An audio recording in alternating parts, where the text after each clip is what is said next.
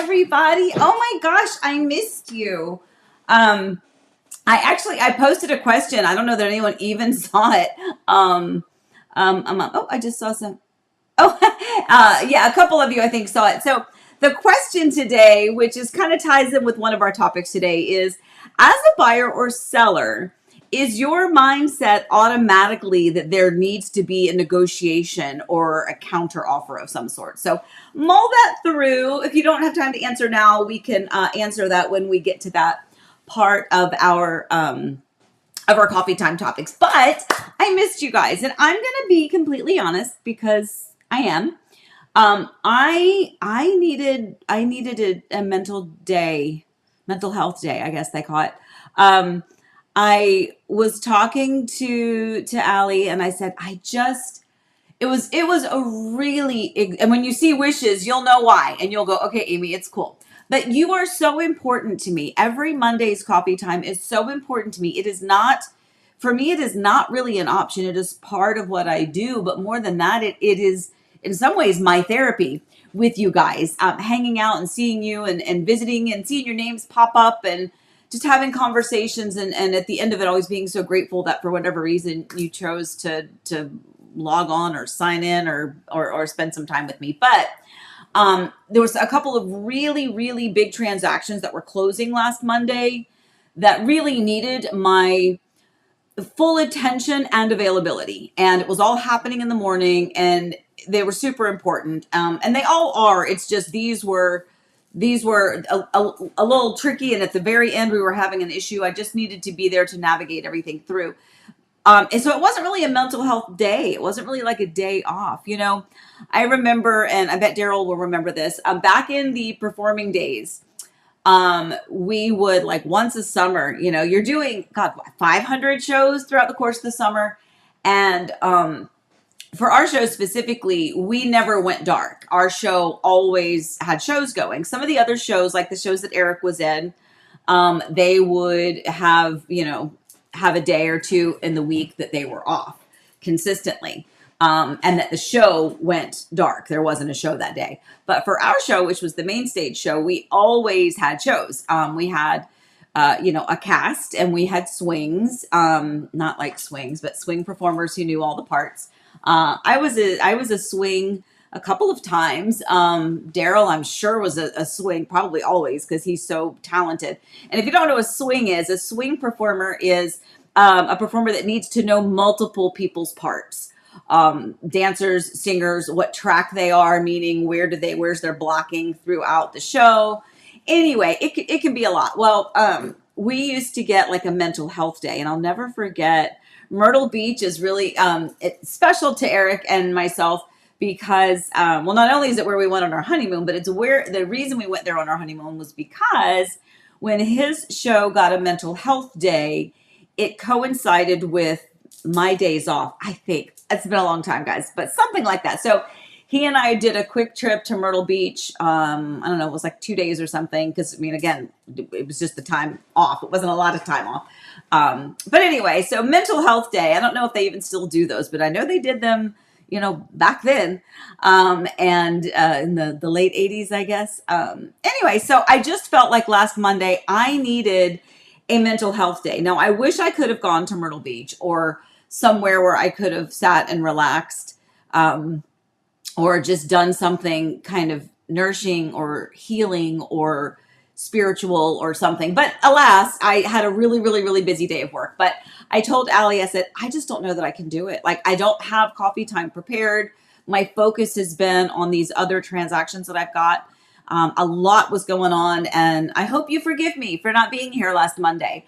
That being said, I talked to her about it, and I was looking at the calendar, and I was like, sorry, my chair is not quite right. I clicked start like 11 seconds late. I'm so sorry. I looked up. I was like, where are we? I was like, oh gosh. So I'm not quite ready. In fact, the dogs are all around me again. So sorry about that. But anyway, I had told Allie, I said, there's Easter Monday. So that Monday, I was like, I don't know if that's a Monday that we should not do coffee time, or should we do coffee time? And I'm like, well, there's a lot of people that might be home from work, and maybe they would like to watch it like live with us on Monday because they'd be able to, as opposed to, you know, when they have to watch it in replay. Anyway, so I'll be here Easter Monday. Uh-oh, there she is. Okay, full disclosure, Penny has finally gotten off the bed. She hasn't gone outside to go to the potty yet, so she's going to be whining here in a minute. It is what it is. I don't have any extra hands. So anyway, so lots to talk about today. We will talk about the offer and the counter offer and what that looks like. But let me see if I missed anybody else. I know some of you may have popped in, and again, I'm so sorry if I missed you. I had a couple of you, like Melody, regarding the question that I posed. She said, I wish you had an answer. I'd be a first-time home buyer, so maybe. And I'll tell you what the correct answer is. Allie, I'm just kidding. It's whatever you want it to be. I'll just advise you. Allie says, counter offers are fine, but I'd rather just have the offer be good enough that it doesn't need a counter. Amen, sister friend. You're really smart. You're kind of savvy. I wonder where you get that. Gina, I don't think I said good morning to you yet, but good morning to you. Melody, as a mortgage processor, I see a lot of counter offers. Yeah, I know. Let's see. Sydney says she totally understands. I'm assuming that's Mental Health Day. Susan, good morning from Magruder Tab Animal Clinic. What? Joe Wallace says hi. Uh-oh. My baby Corduroy is sick. Oh, no. Well, good morning, Susan. Yes, tell everyone that I said hi. That's awesome. I mean, it's not awesome that you're there, but it's just awesome to be able to say hi to Joe Wallace and Becky. So hello to them. Okay. Melody, some days, those days just need to happen. You got to do it. Good for you. Yeah, I mean, I don't feel bad about it. I missed you guys. Like literally, that's all it is. I just missed you. Jane, always forgiving Amy. This is your work and essential. Oh, you guys are very nice. Mental health days are very important. Some days you just need to have one. Daryl says, hi. Yes, I was swing. Actually, I'm still swing. Part tutor, dog walker, and Uber for our daughter. Yes, Daryl. That's multitasking, sir. That's being a dad.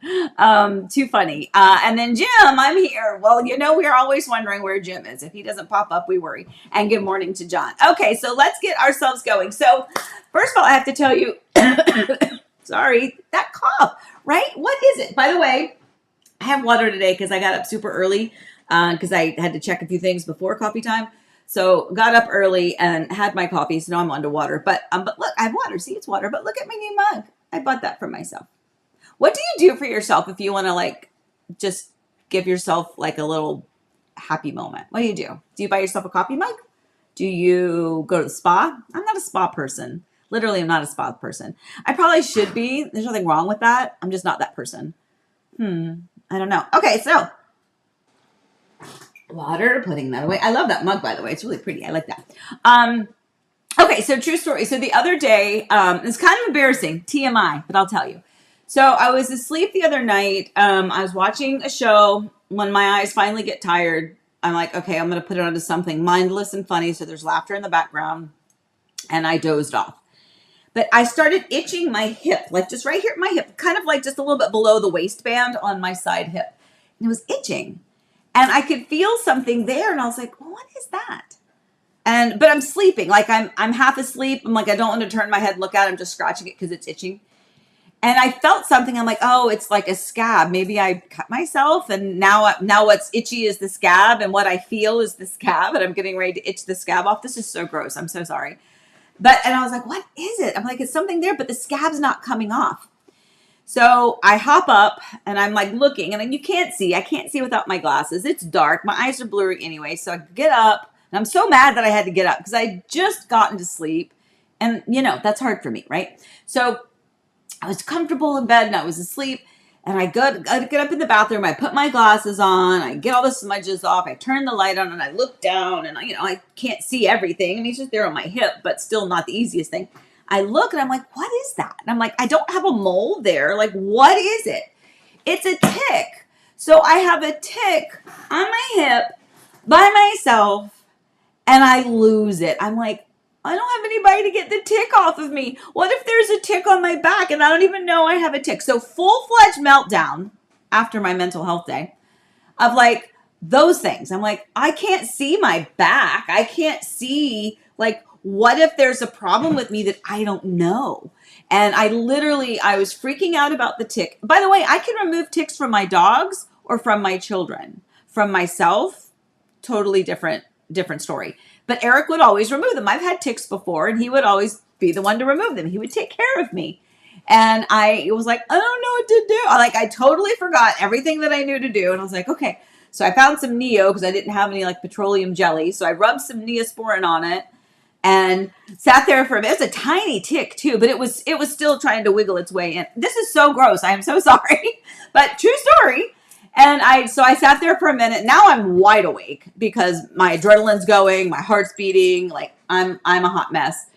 I'm losing it and I can't see because now there's tears in my eyes and I'm trying to focus. So I get my tweezers and I clean the tweezers and then I get down and I tried a couple times and it wasn't working. So I was doing the very girly-ish, like that thing, like, oh, and it's not coming out. So I'm like just crying. I'm like, I can't get the tick out of me. And it's a baby tick. Anyway, I eventually got it. I just got it as deep as I could go onto the tick and yanked as hard as I could, and it came out. And then I proceeded to continue to cry. And then, true story, I was like, oh, I'm wide awake now. So I just went and grabbed a Diet Coke and propped myself back up in the bed and watched another episode or two of a show. But that was my traumatic experience. I no longer have a tick remover person, people. So feel bad for me. Just kidding. Anyway, all right. So let's go on. Pam, I would have completely had a meltdown. Thank you for this. I need my sisterhood sympathy, Jane. Oh my gosh. Oh my gosh. That's too funny. Yep, Jane. I would run around screaming for hours. It was terrible. And I'm sorry, Pen, but this is what happens when you don't get out of the bed until later. It's like children, right?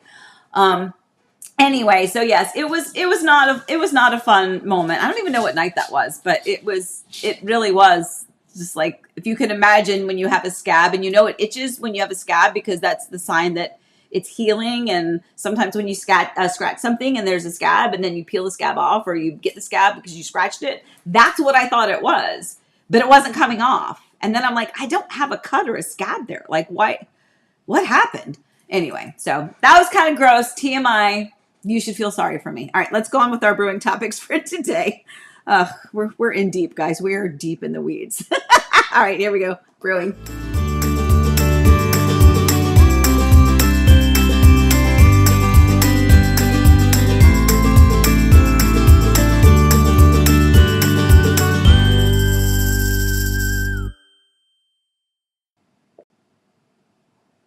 Okay, that was a little bit too much of a delay for the screen to pop up. I was like, oh no. I get really stressed about coffee time. Still every day there's anxiety. Every time we start, I'm like, oh, please work right. I mean, I feel a little bit more comfortable now because I've done it and Allie's taught me a lot about it. So, but she still has to come check everything. Okay. All right. So brewing topics for today. Back to our first initial question. Should you submit an offer expecting a counter? And what is the strategy behind that? Is that a good idea? The second topic is Facebook faux pas. We've all been there. And then when it all goes wrong. Remember, these are topics from real experiences that real clients are having or had. Maybe we've already gotten through it. Maybe it was months ago. Maybe we're smack dab in the middle of it. But either way, it really prompts real life situations and questions and situations that clients find themselves in, whether they're buying, whether they're selling.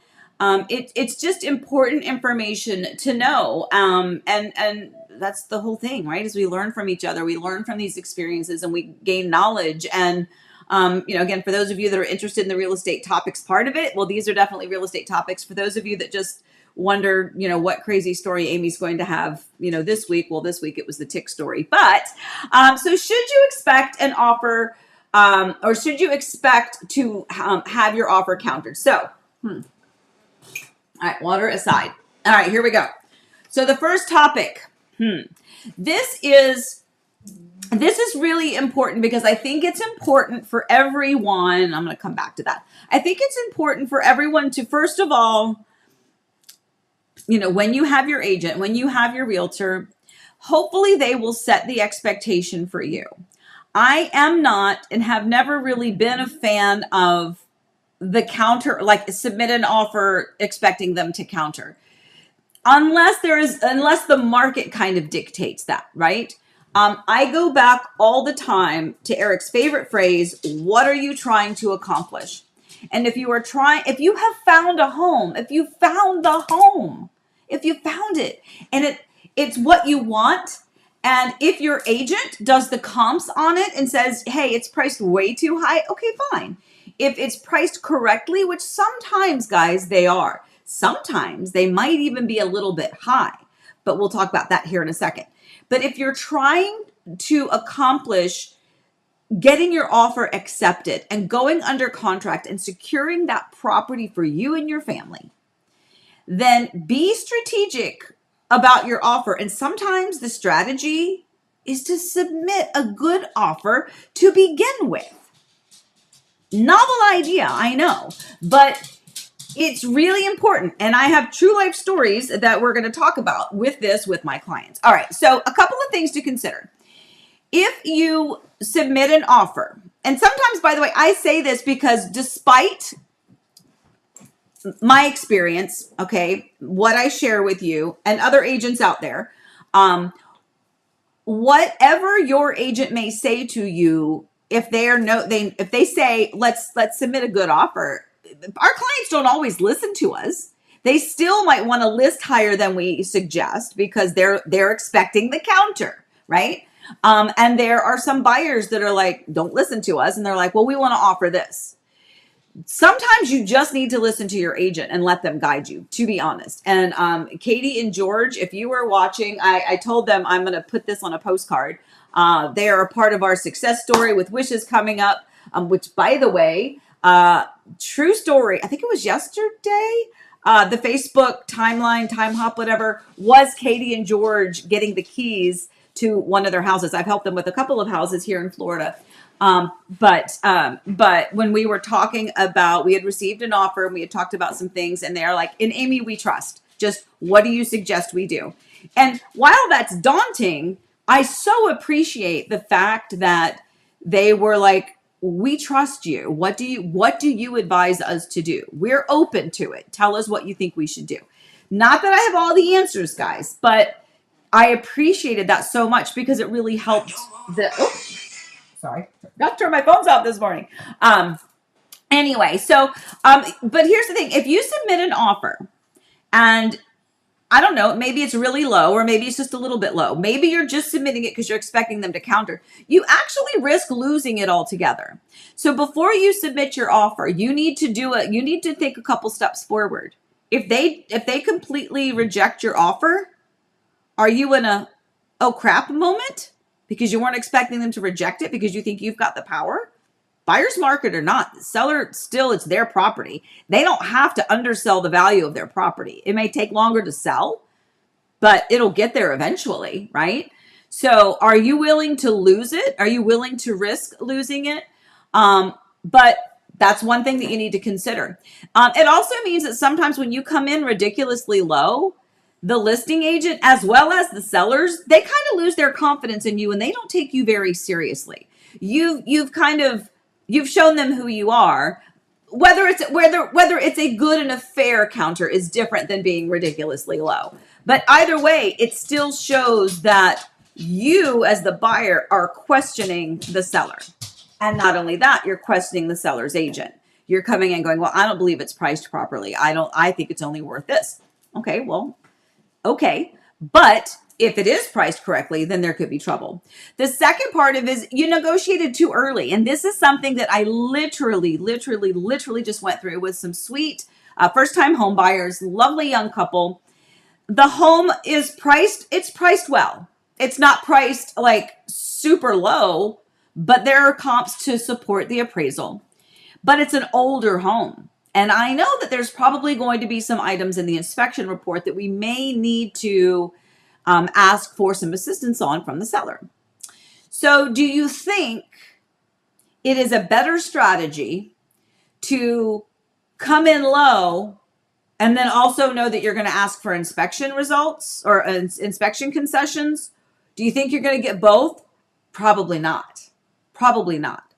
So you have to decide for yourself, what is it you're trying to accomplish? And in this particular case, it was in my client's best interest in discussing with them.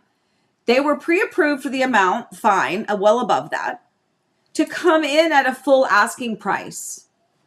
We came in at a full asking price. We asked for a small closing cost contribution, which, by the way, we got the offer, so yay. But they didn't need to counter. We submitted the offer. We asked for $5,000 closing cost contribution. So ultimately, if anything, we would have come in $5,000 under, but we didn't, because that's not beneficial to my clients. What was more beneficial to them was the real $5,000 being credited towards their closing costs. Coming down $5,000 in a mortgage is going to be barely anything in a monthly payment. It was far more advantageous to them financially for that $5,000. But that was in our offer. We didn't submit that expecting them to counter. We submitted an offer expecting them to accept, and they did, right? And here's the other thing. We were thinking a couple of steps ahead, and I literally told them this when we were standing in the house. I said, here's my thought process. It's possible we can see in the home, the home was built a long time ago, and it's going to need some, when the inspection report comes back in, it's probably going to need a few things. Nothing detrimental, but probably going to need a few things. And I would rather reserve the seller's goodwill for later when we ask for an inspection concession or a repair or a replacement or something like that. That's going to go well, I think. So far it has. And what it also does is it's put everybody at ease that we're realistic and rational people. We want to get the home. We want to secure it for them because it's what they want. I did the comps. I felt the home was priced okay. Otherwise, I would have advised my clients differently. But it is important to know that when you negotiate too early, you are weakening your leverage for later when you really need things like maybe you need to extend the closing date because you were a little slow getting your documents to your lender. Do you think the seller is going to be accommodating? They're going to be like, they don't need to negotiate with you anymore. You've already gotten your goodwill, right? The other thing is you slow down the process. While you are countering, that home is still active. It does not go pending until you have all signatures. And there are some agents that really push the envelope and they wait until that earnest money deposit has been paid before they will actually make it pending in the MLS, because we don't want to lose other potential buyers out there until we know that not only have you signed, but you've also sent in the money. And remember, those two things, whether it's new construction or a resale, those two things need to happen to make sure that you've really truly secured that home. Remember, there's a timeline for that too. But it also, is going to extend those timelines. So you submit an offer with a closing date of 30 days. Well, you submit an offer expecting a counter. Well, then we get the counter, and then they have to think about it, and then they have to think about it, and then they have to sign it, or they're like, well, we don't really like your counter, so we're countering your counter. Meanwhile, the home is still active.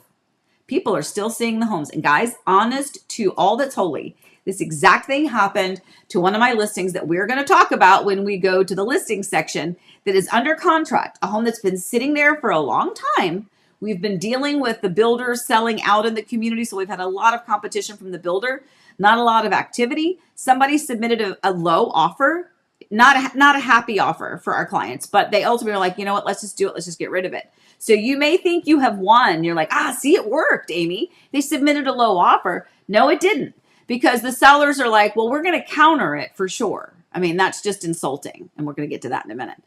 So when they counter offered, we then sent it back to the buyer's agent, who then had to get signatures. Remember, every time you counter, that other offer is gone. Okay. So now the new terms are, do you accept the new terms of this offer?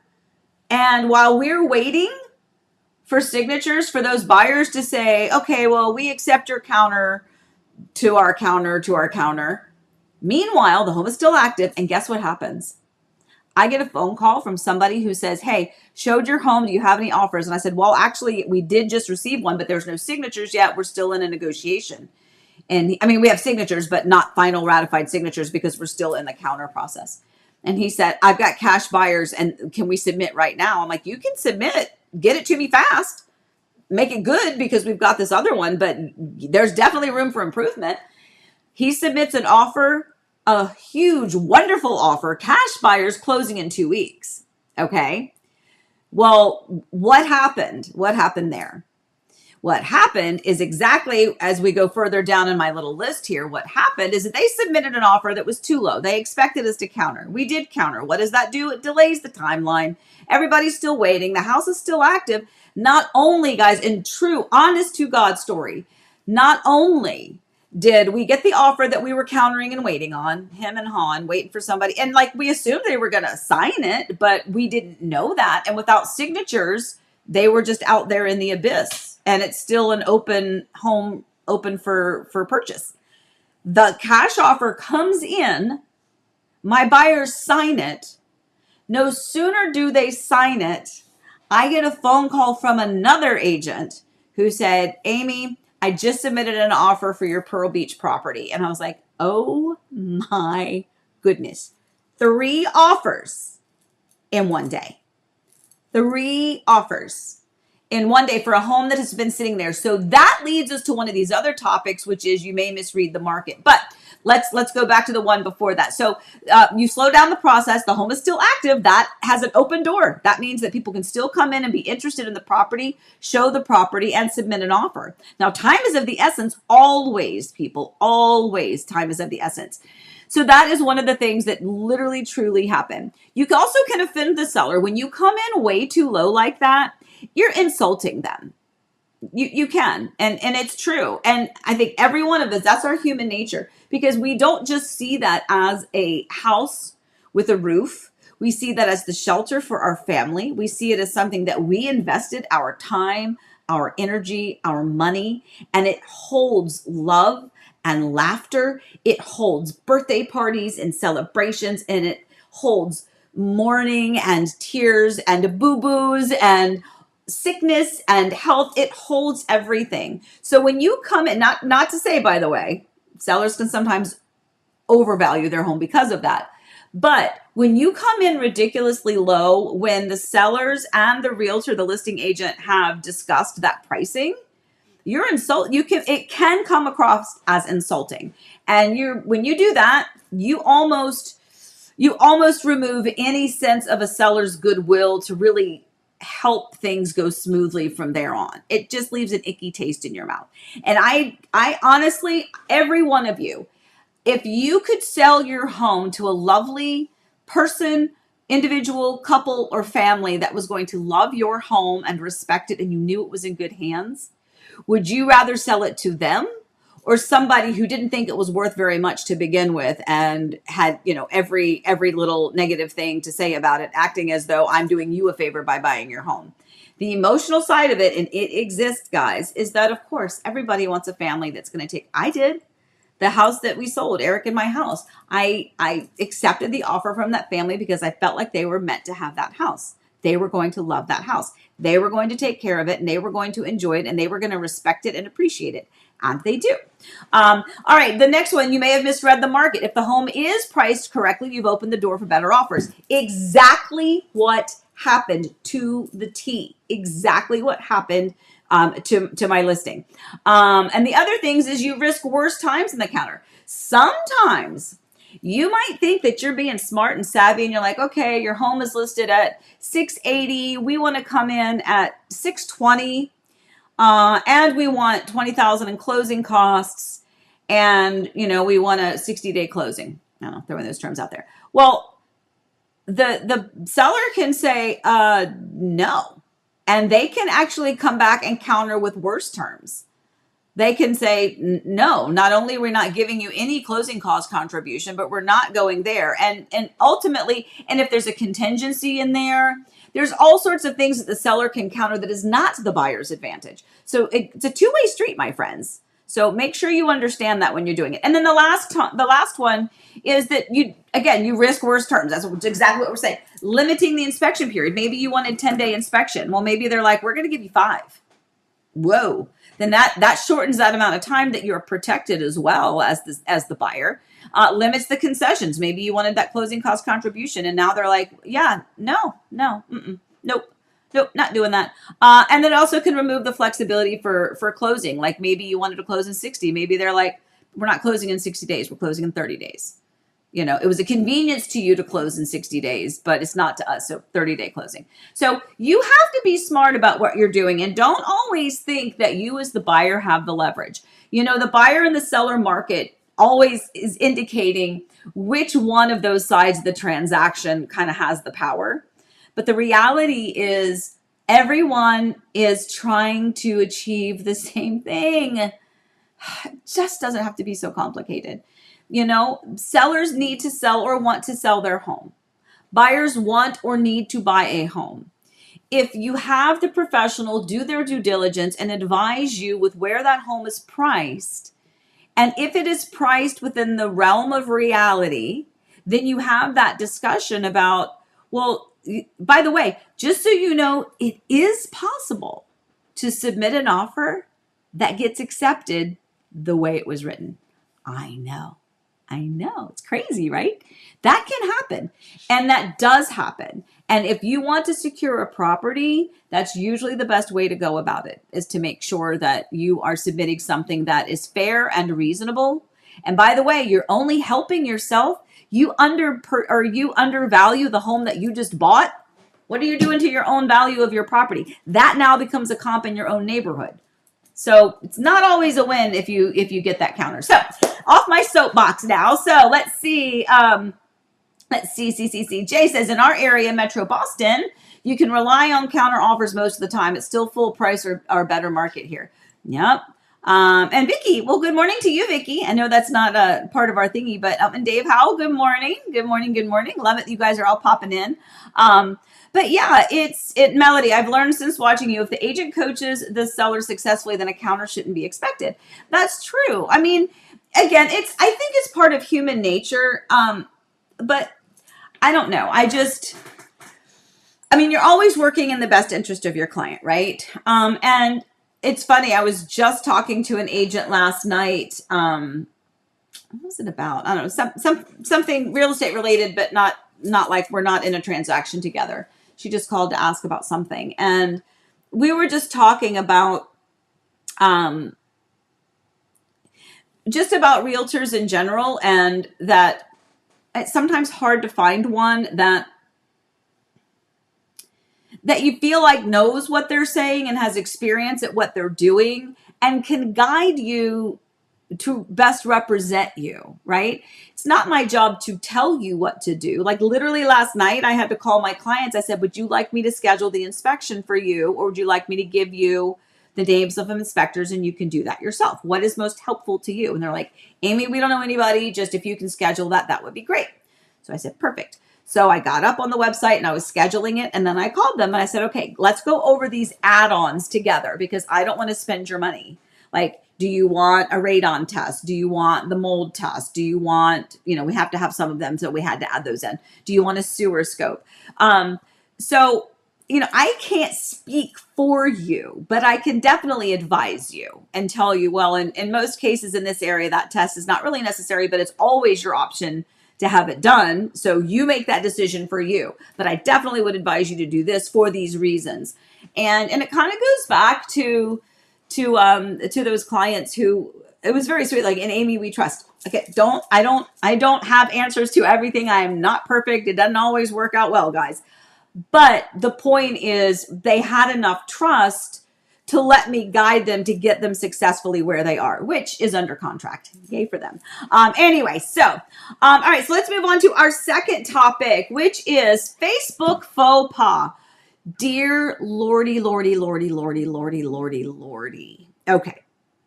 By a show of hands, how many of you have a Facebook page for the community where you live? Almost everybody.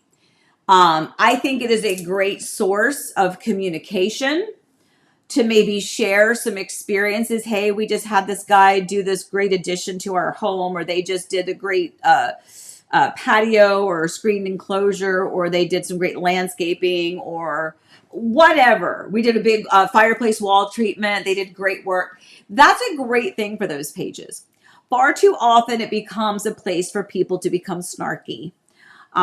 They send videos of people letting their dog defecate in their yard. It becomes a thing. Or they're people are having personal troubles, and so they're voicing all of that and airing it right out there for the whole community to see. And sometimes they start, especially in like the Horizon West area when it's new construction, they start to open their mouths about things that candidly, and this, oh boy, this gets me, that talks negatively about the builder. Sometimes warranted, by the way. Yeah. But a lot of times not. For instance, and even in my neighborhood, where we sold the house, when there is a hurricane, there is no home that is built to keep water out or rain out when it is whipping down and up. Okay. If you see a window, you have your windowsill, you have your sash, and you have weep holes. Weep holes are like you weeping, the little tears. The water can go out of that tray. And sometimes when the rain is coming sideways or when it's flipping up, it's too much and it can't handle that amount of water. It's not a deficiency of the construction. It's Mother Nature, and she beat us up a little bit, right? And so when water starts to come in, by the way, that happens. I mean, it shouldn't happen. Nobody wants it to happen, but you have to understand, and don't badmouth that, we're suing the builder because we had, a tropical or a hurricane, come and, level 4, category 4, and we got some water that came in our window. You know what? You're lucky that's all you had. You're lucky that's all you had. So kudos for the new building codes that kept your house standing. What about that? Your roof didn't fly off. You know why? Because the building codes have it strapped down. So yay for you. You know what? You're like the grading, the surrounding areas. Like, you know what? You didn't have flooding coming in because you know why? Because that dry retention pond that's over there, the thing that you said you didn't like in the community, guess where all the water went? It was graded properly and all went in there to help keep your house dry. So it's kind of human nature. And this is kind of where I'm going with this with Facebook. It is human nature for people to complain, and to be ugly, whether it's about the community, whether it's about other neighbors, whether it's about, honestly, you name it. That the picture I found, I think, is hysterical. You should take a look at it. Suburban neighborhood Facebook group bingo. I think it's really funny. Bingo for moderator, delete this, it's not appropriate, or a photo of a cat that might be lost, but actually it's playing in its own yard, or traffic report detailed that it rivals any location news. Now, this is funny, but like there are some that can get really, really, really ugly. So anyway, it's important for you as a buyer, and this is where I'm going with this, okay? It is important for you as a buyer, if you are looking to purchase in a community. I'm not going to tell you not to join the Facebook group, okay? Sometimes they won't let you until you've closed on the property. Sometimes you just have to submit a request saying, hey, I'm getting ready we have a contract on such and such a house or address, and they'll let you in. And then you start to go back. Well, first of all, what are you looking for? What is your expectation? Because if you're looking for all lollipops, rainbows, sunshine, and daffodils, it's probably not going to be on that page. Because most people, human nature, they're not going to be raving about everything. It's usually somebody's complaining about something. Something's lost. Somebody's pet is lost. Somebody's pet is being loud. The landscapers didn't do the job again. The entrance looks like crap. Our HOA board is incompetent. And I mean, it's usually just really ugliness. And that can affect you if you're thinking about purchasing in a community, if that's the representation of it. So where I'm going with this is don't let Facebook be the representation. Because if you look deeper, my friends, and this is so true, if you really have time, if you really care to, I have far better things to do with my life than to scroll through Facebook and go back through, old posts. But if you do, because by the way, you're doing your due diligence, right? Not faulting you for doing that, for wanting to find out, well, what's the vibe of the community like? It's not going to be found on the Facebook page. It's not. But if you go back and you look, you're going to see that those ugly comments that have you worried are almost always from the same handful of people. Most people, if the community has 500 homes, you're going to see the same 10 people on Facebook in the community doing all of the bidding for everybody else. They're not the ones that are happy and love it living there. So just take that with a grain of salt, because that has upset clients of mine recently, where they're so happy about this great community that they've come back to time and time again. We like it. We like it. I think this is a space. I'm not really sure. Nope, it's a space. I know it is for sure. It is. I want it. I love it. I'm going to be there. And then to have that joyful excitement diminished in any way by some disgruntled person who has nothing better to do than to be negative and act as though they're speaking for the entire community, it hurts my heart, because that happens to be a community where I have a lot of homes that I sold in that community, and every single one of my clients loves it there. Loves it. Is everything perfect? No. Do you have a warranty issue? Sure. But that's the new construction world that we live in. Of course, you're going to have warranty items. That's why they give you a warranty. And by the way, remember how we can maximize that, right? But anyway, so take Facebook with a grain of salt. How many people do you know? And I've said this before. If you're having dinner out somewhere and you had the most amazing meal, it was delicious. Entrance, service, wait time, table, everything was wonderful. Are you going to go back and make a YouTube channel or a Facebook page or a website about how amazing your chicken parmesan was? No, you're probably not. But if you had a really bad experience and everything was wrong and everything was terrible, you just want to tell everybody. And so you're probably going to go on to Facebook or some other platform. Oh, big old bluebirds. Hello. You're going to, you're probably going to make sure that you vent that to somebody because you just want to. That's okay. That's human nature. But that's why we have to be smarter and understand that there's happy people too. And they're just not taking their time to engage in the nonsense, right? They're like, let's let those people have their little tantrum and then we can move on. Now, that being said, you do you. I just want you to know that don't be careful of how much influence you let those people have on you, because they could be sucking the joy out of your life by making you have a different impression of something that you should come to on your own, right? Anyway, okay, I've got so much. Look at me, talk, Amy. All right, brewing number three. When it all goes wrong, holy moly. Okay, this is important. I'm going to try to speed through this one. So when it all goes wrong, so if you, the earnest money deposit is what you put down when you purchase a home. That's what you put down within 3 days of contracting. Remember, if it's resale, the average is maybe 1% kind of minimum. The more aggressive and the more you want your offer to look good to the seller, you can go up to 2% or even more. But if it's new construction, we already know builders require about 5% depending on the builder. But that is your money that is at risk. It is protected. And again, we're going resale, not new construction. Resale. Your money is protected during the time frame of that inspection period. That inspection period, my friends, is simply for the inspection, for the actual inspector to come and check the roof and check the crawl space or the slab, or check the exterior, or check the electrical, the plumbing, and the HVAC, see if there's any moisture behind the walls, to do the actual physical inspection of the property. However, that same timeline is not including all of the things that you need to know about the house. For instance, clear title. So true story. So I had some clients, we had them on the wishes last time I was here. They're on it again because in the course of those 2 weeks, they canceled that contract and have just, as of last night, recontracted somewhere else. And what happened is we are now out of our safety period, right? So the earnest money deposit is no longer protected.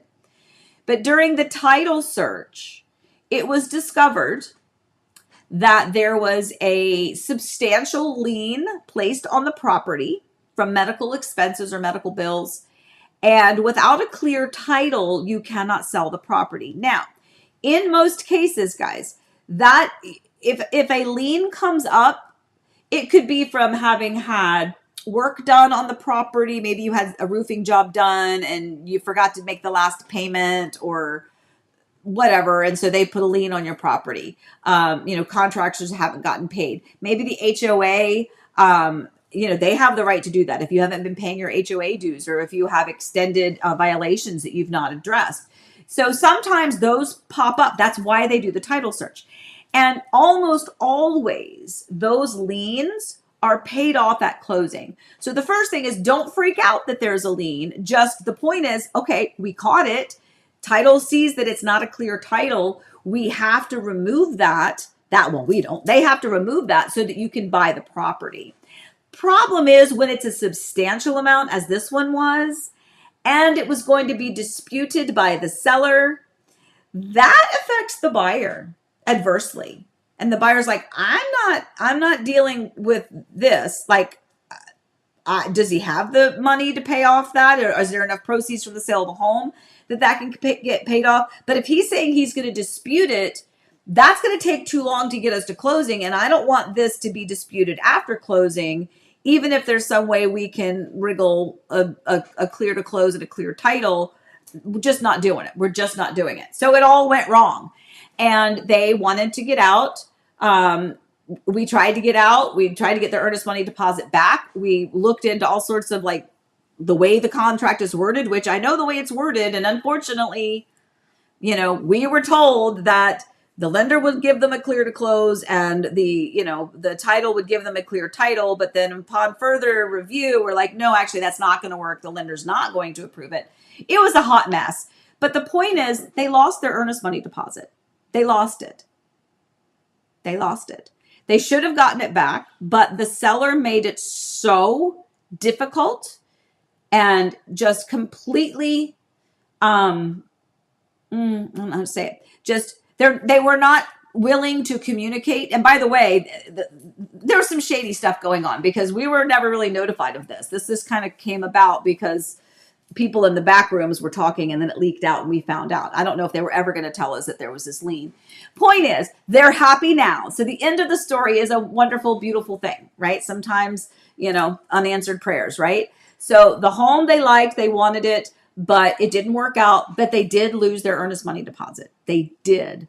But we tried to make up for it because now they've chosen new construction and we were able to help minimize that loss by the wonderful incentives that builders provide. So there's ways we can work around it, but that's what happens sometimes when things go wrong, guys. Sometimes you have to know that what you're putting out is at risk.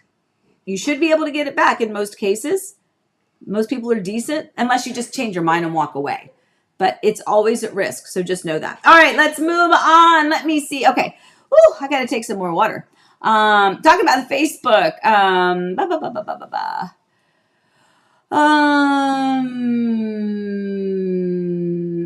Pam, do you ever get, this is good. Do you ever get buyers that write a letter to the seller explaining why they want to purchase the house? Okay. So, those are called love letters. We're actually not supposed to write them or submit them. Doesn't mean people don't. And it doesn't mean that sellers don't read them. But that can actually affect fair housing.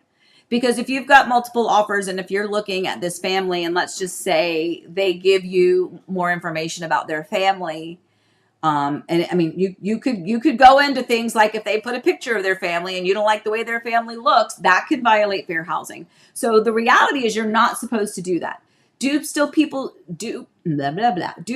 still do it? Yes. When my son, Forrest, purchased his house in Virginia, it was between him and another offer, I believe. And we had to come in strong. It was very competitive. And they asked, could he submit a letter? They asked. I was like, well, if the seller asks, then. And so, it was just him and his dog. And, he wrote his letter about he wants to move there and start a family. And it was like the perfect house. And it reminded him of our house that we had in Yorktown. And, so it was a nice thing. And he ended up getting the house. But he should not have gotten the house because of that letter. Because someone could claim that violated fair housing. That's a really good question, though, Pam. But yeah, those are called love letters. Okay. Melody, I house pet sit in a community that has a Facebook group. Almost every community has one. Like seriously, almost all of them. Allie, especially true when it's a big community. The active Facebook complainers are usually the same 10 people in a community of hundreds of homes. It really is the truth. Like it really is. And there's a lot of people that don't want to deal with the Facebook because they don't want, like, they have a lovely experience. They love their neighbors. They've got a great little thing happening. And then, somebody else doesn't. And or what I see, again, I see this all the time, is they start complaining and literally they're like, well, we're going to do a lawsuit against the builder. And I'm like, guys, let me tell you how that is not necessarily something you should jump into. Let's have a discussion first, because you're not going to win because we had a hurricane and what you're describing. What you're going to do is you're going to have to disclose that. You're going to be in the middle of a lawsuit. You're never going to be able to sell your house without having some red flags or problems. So anyway, there's more to it. So anyway, Okay, let's see where we are. Pam, a seller required it of me, but I backed out as it failed inspection. They clearly valued the house more than it was worth. Yeah, that can happen too. And I think a lot of that goes to expectations too. When we talk about inspections with my clients for resale homes, I always tell them, remember, it's as is, right? You're not buying a brand new home, and even a brand new home is not going to be perfect. But it is important to note that in the inspection, in my opinion, for my clients to work in their best interest, you get an inspection report. You should focus on the safety issues. Is that home safe, and is it structurally and mechanically sound? Okay. Now, structurally and mechanically sound doesn't mean that it has a new roof. It doesn't mean that it's going to have a new AC unit.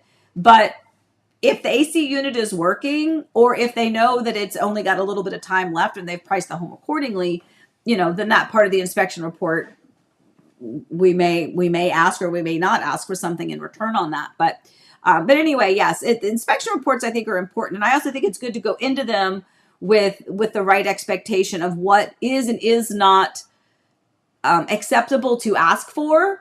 And it's not acceptable. You can ask for whatever you want. It's just, again, what is the right way to be led to keep things on track, to make sure you're getting the things that are most important to you, versus just getting it to close, right? You want both. You want to make sure you're getting what it is that you need.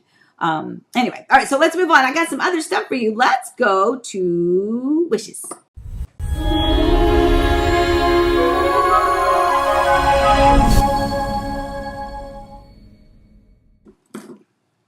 Okay, so I had a lot going on. So Mike and June, congratulations. Their home closed. We had them on there last time because it went under contract. Now it officially closed. So congrats to Mike and June.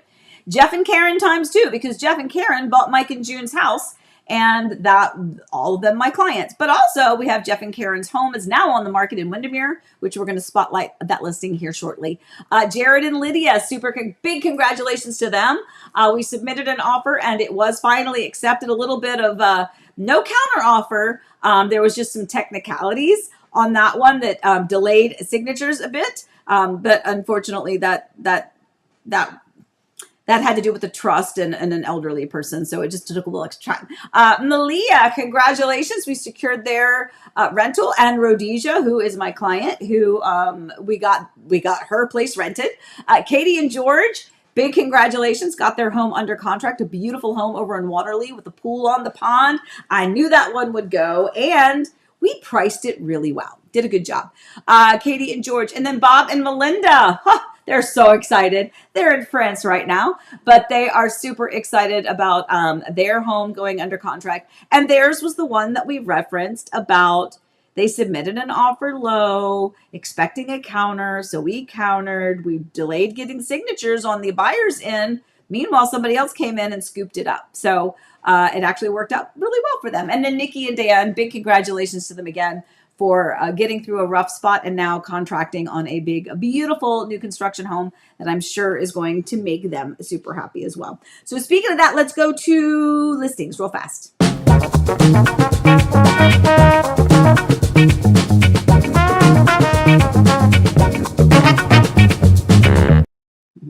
By the way, yes, all of you that are like, wow, busy times. Congrats, everyone. Congrats all. Lots of wishes. Wow. 9 families. Yeah, I've been very busy. A lot going on. I have a closing actually today that's happening this afternoon as well.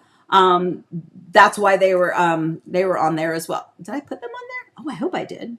I'll double check. If they weren't on there this time, I'll put them on. I think it was Michael and Colleen. But anyway, but yeah, so spotlight listing. So this listing just went active yesterday. This is in a community called Windermere Isle, built by Beezer Homes.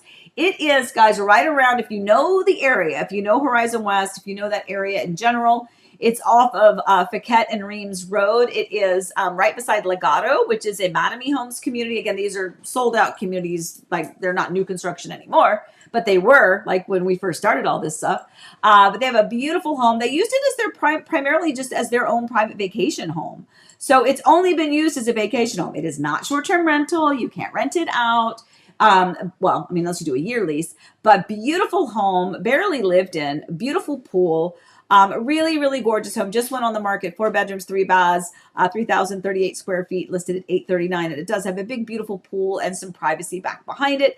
And the best thing is, if you do know that area, guys, Disney is right there. Just like Horizon West, it is right there. In fact, this one is, I don't know, like a half a mile from Disney cast member parking. Like, it's that close to Disney, guys. So a great spot, whether it's going to be a primary residence or if you want to utilize it like they do or did as a private vacation home, you can do that as well. But it is a really, really good one. So let's move on to the other listings. So yay, the Winter Garden with the pool is under contract. Yay for them. The Winter Garden gated community, that one, we did do a pretty significant price reduction on that one. Interestingly, and this is really nice because I feel like I had the comps to support the pricing when we first priced it, or we wouldn't have done it. And those are fantastic sellers, by the way. Another example of, you told us this, you told it was probably going to take a while, even if we had it priced right. And they've been so amazing and so wonderful, which I completely appreciate. But we did do a pretty significant one. And I had an agent that showed it the other day, and he said, hey, just so you know, he's like, I think you do have it priced right, but I think this market, you're probably going to have to go lower because his clients liked it and they thought it was overpriced. And he validated exactly what we all thought, which is we do have it priced right, but it may take another reduction to get it going. And we do. We had showings yesterday, showings today. The Windermere Pool Home, bottom left, that was our featured listing. We still have that bungalow over in West Haven at Ovation, Toll Brothers, and then also have the Winter Garden Horizon West. That one also has a big, deep backyard. The Winter Garden gated community. This is Lakeview Preserve. A lot of activity on that one as well. Big, beautiful Taylor Morrison property in the gated community of Lakeview Preserve. And then, yay, the under contract for that villa over in Del Webb Oasis, that 55 plus community. Super duper duper excited for them. So super fun. Okay, I'm going to keep going because I have so much I want to share with you. All right, so first of all, let's do babies because they're always cute.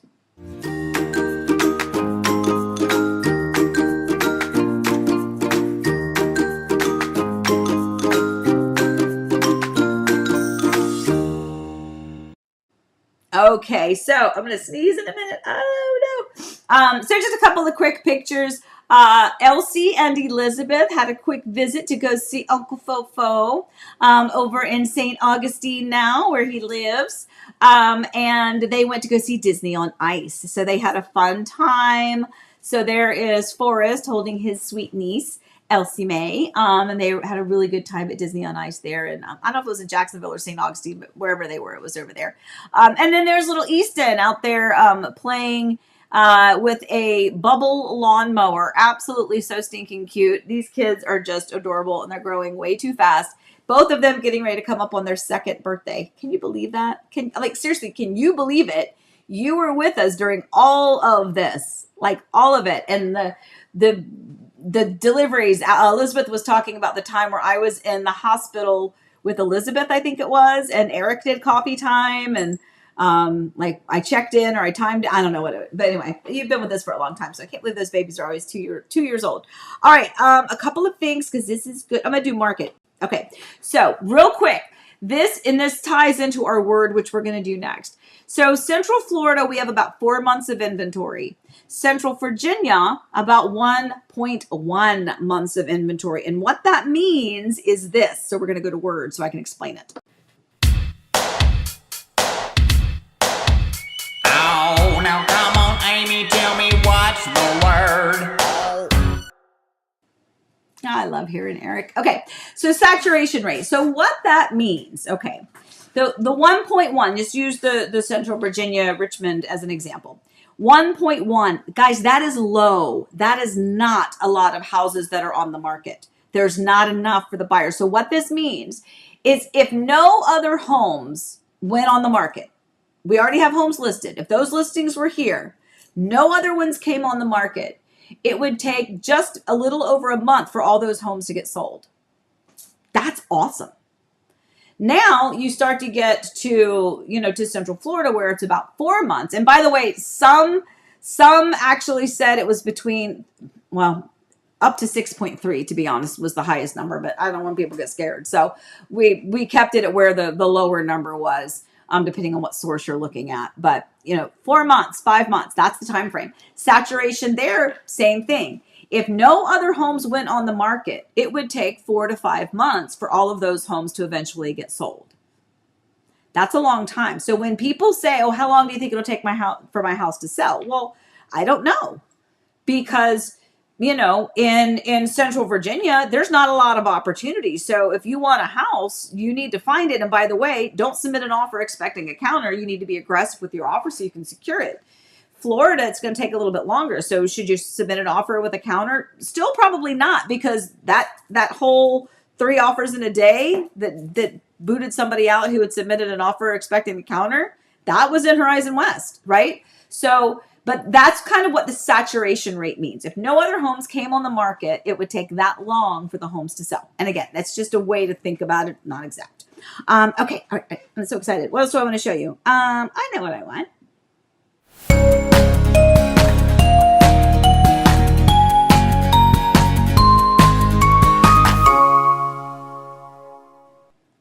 Okay, so this is my little tooting my horn. So Dawson had spring break. He was with friends for the majority of it, but he did pop in quickly.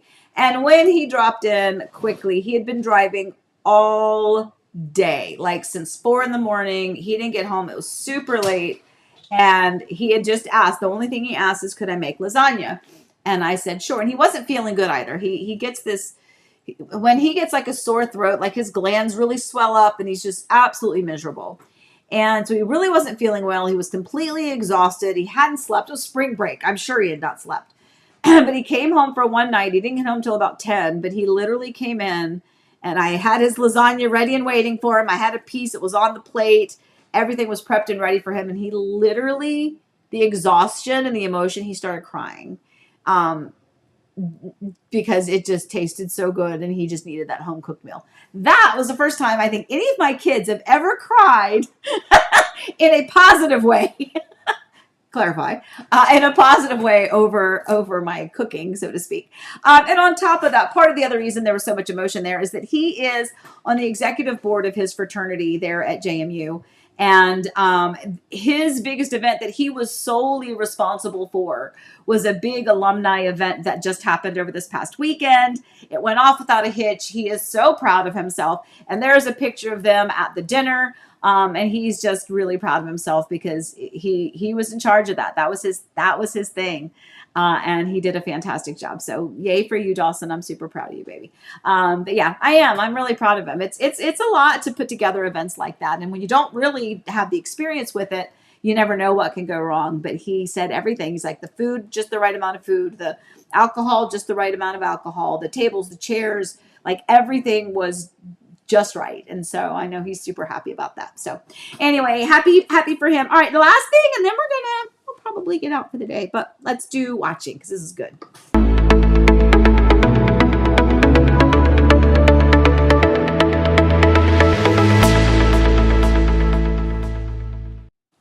Okay, if you have not watched this, the first season is 6 episodes. It's only 6 episodes, and I think season 2 has already been filmed. That's also only 6 episodes. That's not enough episodes. Okay, Taylor Sheridan, whoever it is that did this, the writing of this, I need more. I need more. I need many more seasons. This is, I don't know that it has any relation to Yellowstone other than the writer, but it has some of the same vibe and feel. But it's the Madison with Michelle Pfeiffer and Kurt Russell. Absolutely amazing. Did not know what it was about going into it. I just like Michelle Pfeiffer, Kurt Russell. You can't really go wrong. I was like, what's going to be good acting and actors to begin with? And I knew the scenery was going to be good because of the poster part of it.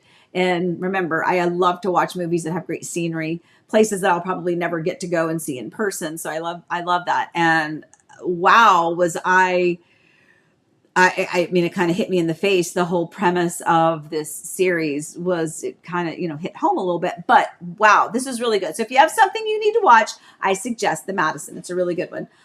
Jane says, I have it on my waiting list. Yeah. Like, it's so good. So good. The only thing that's bad is I need more. And I don't know if there'll be a season 3. I think I read somewhere that they filmed season 2 immediately because Kurt Russell's schedule or something. I'm not sure. I don't know the ins and outs. I don't know them. I should call Kurt and ask him. But I think I read that somewhere that for scheduling purposes, they filmed season 2 kind of immediately.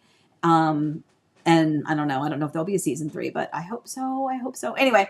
All right, my friends. So I don't know that I left off anything that was super important. I think we got to all of it. Anyway, so as always, what's wrong with my hair? It's like got dark all of a sudden. I don't know, whatever. I want to thank you guys again for waiting for me and not forgetting me just because I wasn't here last week. I will be here next week.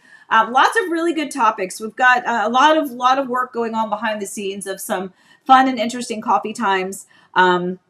And hopefully informative. And by the way, I know the thing that Eric would be so mad at me, I never ask you guys for questions anymore. I just forget. But some of the things that you can do is chat in here and you can tell me if there's some topics that you want me to add in or elaborate on, or, if you want more personal and less real estate, if you want, let me know.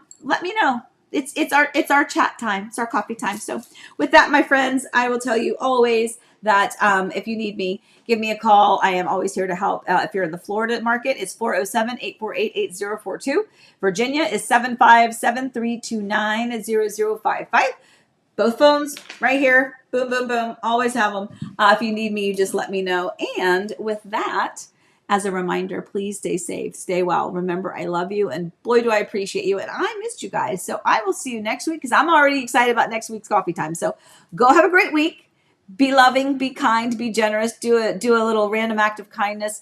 And you know what? Give yourself a little mental health day or a little mental health moment, maybe. All right. Love you guys. See you next week. Bye-bye.